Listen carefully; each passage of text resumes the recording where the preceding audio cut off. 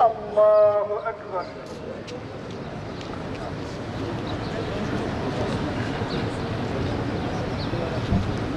Esselamu Aleyküm ve Rahmetullah.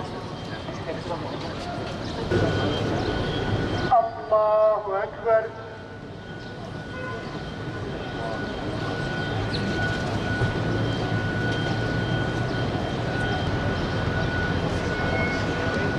Esselamu Aleyküm ve Rahmetullah.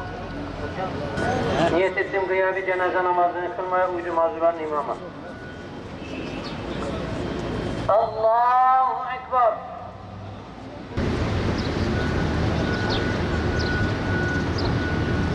Allahu Ekber.